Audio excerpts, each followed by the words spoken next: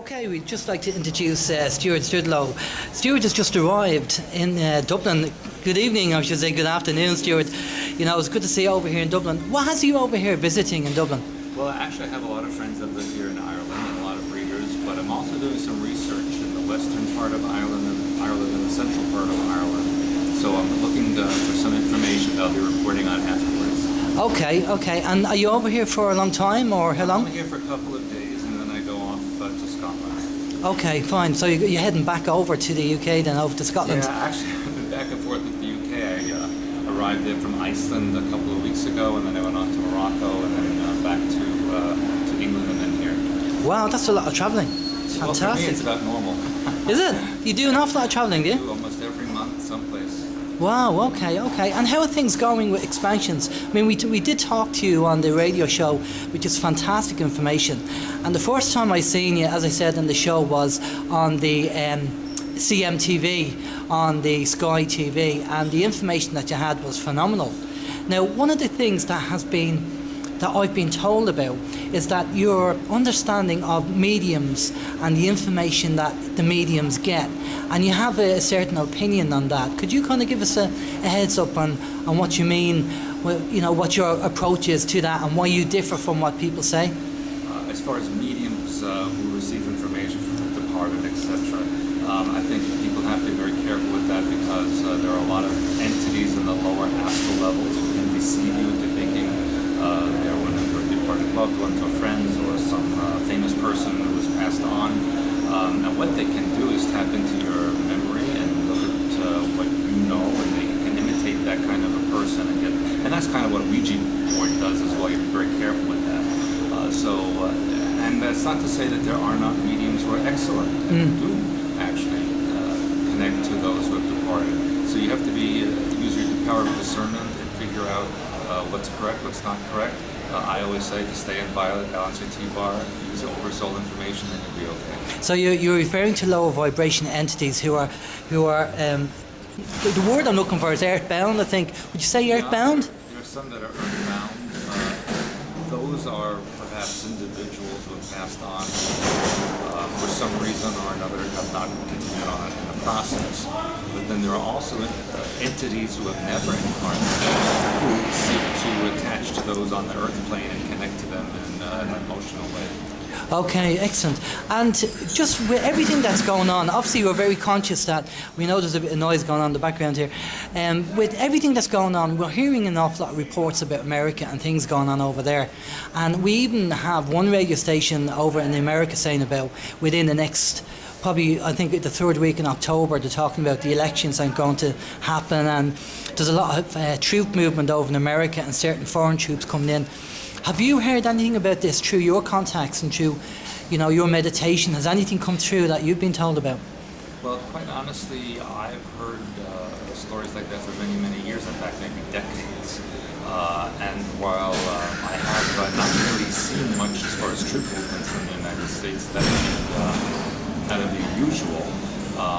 Anything is possible, and I do feel that sometime before the end of 2012 there will be some type of incident in the United States, perhaps centered around the election or maybe centered around the holiday season, but I do expect to have some kind of an event occur before the end of 2012. So we know we have the alignment of the planets in December 2012.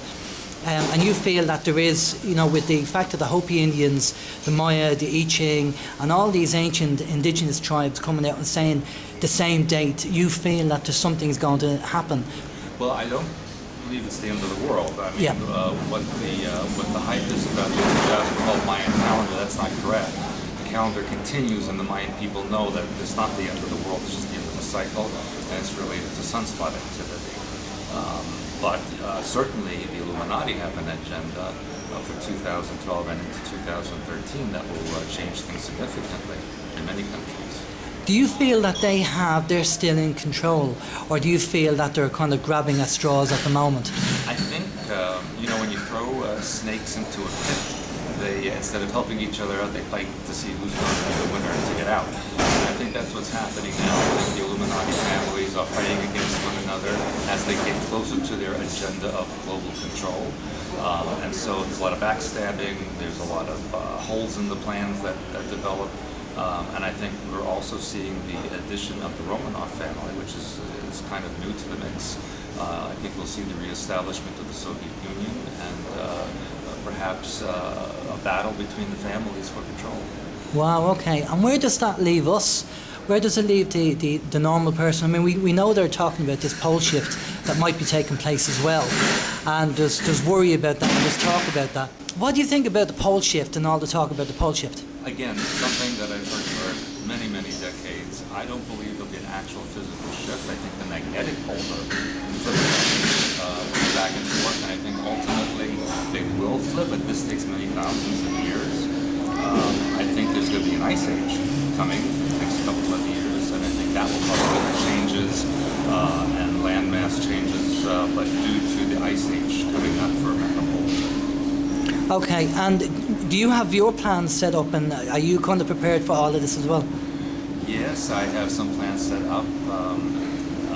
Without going into too much detail, both my wife and I are looking into other citizenships in other countries, and also we have our storehouses of food and water and that kind of thing. I mean, not significant, for months and months, but enough to get by for a bit of time. Okay, now we had the big kind of, there's a lot of talk on the internet regarding the hoax alien invasion, and we know we've talked before on the show about Werner von Braun saying that would be the last card, and we talked about it on the show about the holographic technology and stuff like that. Nothing happened during the Olympics. Now we have the Paralympics at the moment. Do you still feel that is a card that's going to be played, using holographic technology to fool people? Well, actually, something did happen during the Olympics, and of course the opening ceremony, closing ceremonies were all set to trigger stage alien invasion mentality. But remember, there was a sequence during one of the evenings when BBC, CNN, Fox News showed a UFO hovering over the venue, and even on the news they said that a question mark UFO over Olympic venue, and then of course a few days later a company said it was their pleasure. But personally, it was designed to trigger alters within the staged alien invasion scenario. So I think it actually lighted the match and threw it on the fuel. So I think we're going to see more of this coming. And do you feel there was a lot of satanic symbolism in the Olympics, the opening ceremony and closing ceremony? Well, I think there was a lot of satanic symbolism in there. And in the events leading up to the Olympics, the shooting in Aurora, Colorado, the bombing of the bus in Bulgaria, the death of the president, I believe it was Ghana or some West African country. There were three global rituals of death leading up to the Olympics. So absolutely, I think it was related to satanic ritual. Okay, excellent. Well, one of the things that we actually did see, and we noticed it on BBC TV, is they were doing a segue between the programmes, and they showed a caricature of the London Eye, and flying around it was a green UFO. And I kind of said, what has that got to do with the London Olympics? But again, this could be part and parcel, because we have the Paralympics now at the moment, and there's still people saying that at the end of the Paralympics that something's going to happen. Well, the interesting thing is with the Paralympics, they're calling them superhuman, or something other than human being. And again, that alone is a trigger for another type of life form, another type of body that can be used. And so all of this put together is triggering those who have green star programming for stage alien invasion or other information. And do you think that, obviously, this is going to be the big one where they're going to use the holographic technology that you described? Do you want to just kind of tell us a bit what you know about this technology? Yeah, Blue Beam Project has been around for a long time. I have talked about it being tested in the 1960s, early 1960s, off the coast of Havana, Cuba, when the U.S. submarine surfaced and transmitted an image of the Blessed Virgin area over Havana Harbor, so that the communist country would hopefully go back to its Catholic roots. So it's been 50 years since that, or more, since that's happened. And so you can imagine how amazing the technology has gotten since then. It can be detected on radar, it makes sound. The Japanese have developed a version that you can actually feel and touch If you watch the holodeck on Star Trek shows, it's very much like that now. It's quite amazing information. They could transmit someone right into your bedroom, right into your living room, and it looks like a living, breathing person. That's all from the blue beam holographic technology. And do you think the chemtrails is part and parcel of aiding this technology? Some of it is. The latest that I've heard with the chemtrails is they're creating a network in the ionosphere, like a grid system around the Earth, so that they can pinpoint very specifically what they want to transmit to a particular location or group of people. And it's an ionized net around the world. I think also we're seeing illnesses develop from this. Like, for example, there is a case of cholera now in West Africa, which I think is being tested by this project.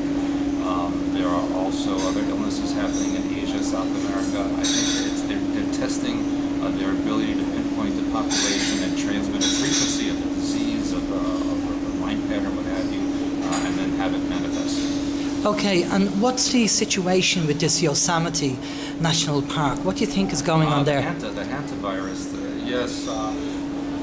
Again, that's something, a hantavirus is something that's not very common anymore. I know that they tested it in Plum Island off the coast of where Montauk Project was, and in fact, a few years ago, there were people on Long Island who developed the hantavirus, which it's not even possible to get that on the eastern coast of the U.S. So I think that they're doing these things. They're testing these illnesses all over the place. And they're saying it's from rat droppings or something? It's the mouse droppings, and then the virus goes airborne and you inhale that. Wow, and how severe? I mean, you've left the States a few days ago. How severe? What's a couple weeks ago, actually. Yeah. And how severe do you think? I mean, is this one of their plans? Do you think this is one of the plans to scare people? Yeah, because, according to, I watch the news in Africa, but according to the news, it said that these mice crawled into a space between the walls of a camping compound, and were breeding there, and then the people who slept in those rooms in this compound inhaled the virus from May onward. And there were quite a few thousand people who were affected. But we have to remember that this is Yosemite National Park. Mice generally tend to stay in natural environments in those locations. If it were a city, if it were a town, I would say, maybe that's possible. But in Yosemite, the mice would go in the woods. They would go, into a natural environment in order to breed and create their nest. They wouldn't go where human beings are. Okay, because the numbers that I think they're thrown around at the moment, 2 people have died, and it said it potentially could affect 10,000 people because, because it takes a few weeks or something to... 6 weeks, up to 6 weeks for the symptoms to become noticeable or come through. So I would say, given that information, by mid-October, whatever's going to happen is going to happen. And so personally, I don't think there's going to be a big deal about it. I think they were just testing something, and also it's very possible that they want to keep people away from Yosemite for some reason. Maybe they're doing something there, maybe something's coming up from underground, maybe they're having some kind of training session there and they want people to stay away. Okay, and what would your advice be for people from yourself? What would you say to people with everything that's going on at the moment globally? I mean, there's a lot of concerns regarding the pole shift, there's a lot of concerns about the financial system collapse, the euro, the dollar. What would be your words of advice for people? What would you say to them? I would say to people, don't be afraid of everything, because that's the whole point. The point is that the Illuminati put things in the news that create situations to create fear. When fear is in the public, it opens up the mind and allows input and output of mind control programming. So if you go within, balance your T-bar, connect to oversoul, stay in bias with the programming, you will not be affected, no matter what's going on around you. You will not be affected by it. I always like to say that fear and worry is an insult to the God mind, because if you understand and know that you're part of the God mind, there's nothing to be afraid of. Yeah, because we know we live in a fear-based society, and that's half the battle. And as you're going to be over here in Ireland for a few days, you'll probably get a lot of information regarding what's happening over here. And a lot of people struggling, and a lot of issues over here, which we're dealing with as well, with OYM. I believe a lot of people are trying to leave the States at the moment because it's getting very militarized. And even the TSA in the airport. What was your experience like coming over here with the TSA? Well, I first went to Iceland. Okay. Iceland is very, very good. I love Iceland. People are very independent. In fact, I was driving on a road in Iceland, and there was a big sign, and they had the EU flag, a plus sign, then the Icelandic flag, and then equal, and then in Icelandic it said no thank you. Very good. So good for them. They're trying to remain independent. And good news, the day I left Iceland, they announced on the news that the economic crisis is officially over there, which I hope that it's true. But I have to say, my experience even in the UK and in Africa has been much more civil than when you go to North America. When I go back to US, I'm interrogated. Where did I go? What did I do? Why did I go? Who did I see? I mean, it's like they basically want to check every aspect of your mind. And you're an American citizen, so you know. Yes, but I'm sure I'm in that little computer, the little red star next to it. I expected kind of that in the UK because it's been a while since I've been to the UK, but they were actually pleasant and nice. I was surprised, very pleasantly surprised. Actually, coming here to Ireland, they're a little more questioning about, why am I here? What am I going to see? I know that Ireland and US have a lot of connections politically. I think Ireland gets confused. It doesn't know if it wants to be part of the EU or if it wants to be independent or if it wants to connect to the US. They're kind of on the ropes a lot of times.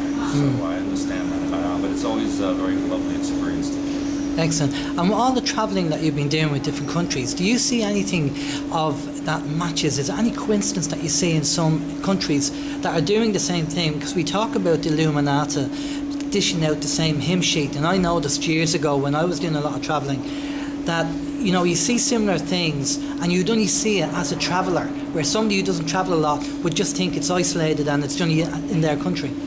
So have you seen anything similar going on? I do see, actually, in Australia, New Zealand, more of a control system, restrictions, this kind of thing. Whereas when I go across mainland Europe or across Asia or South America, I mean, they barely even look at your passport. They don't ask any questions at all. They hand you a passport, 2 seconds later you get it back and you keep going. No questions asked. And I think that's the way it should be. I mean, we live on a global society. People should be allowed to go and live any place they want to without being made to feel like you're a criminal. Okay. And have you heard about the World Passport they're trying to promote? Yeah, I heard about that. And even in the U.S., when you come in, they have a global system, and I forgot the name of it, but you have to apply and you get this card, and you put it in the machine. You don't have to go to immigration line. You just put it in this machine, and the machine gives it back to you, and you keep on going. And they put it right there in full view of everybody, so you're like, oh, I want to get that, because that looks so much easier. And yeah, I think that we will have that, and I think, I'm hoping it won't get to the point where they put a little chip in your arm, so all your information's in there, you just wave your arm across a scanner, and you just keep on going. Okay, well, that's actually happening already. We've dealt with targeted individuals, and we are offering the scanning facility here in Ireland to people who want to be scanned. We've recently, thanks to our listeners, we've purchased the technology to do that. So in America, you'll probably find it. I don't know, there's a chap called Jesse Beltrain who's actually doing the scanning in America. And it's not just the very chip that you have over there, but you actually have, it could be as small as a pin dot, which will be in the vaccines. And what we're saying to people is, we'll offer the scanning. I don't know whether you've come across that. Are you aware that that's going on at the moment? I have heard of this, and I also heard of an American person who actually had a device, like a board, put in his eye. I think he had his eye removed, and he had this device implanted and connected to his brain, permanently attached. And that is part of the system to create cyborg people, so that you don't have to go on the internet anymore. It's just right in your head, and everything is projected right there in front of you. That's the goal of the Illuminati in the near future. Is this what they call transhumanism, where it does yes. And that's the whole cyborg thing. Yeah, but before they can actually do that, they have to dehumanize the person. For example, we did a podcast a few weeks ago about what they call gender fluid children, where a little boy can dress like a little girl and a little girl can dress like a little boy. So you're removing a sense of personal identity or even gender.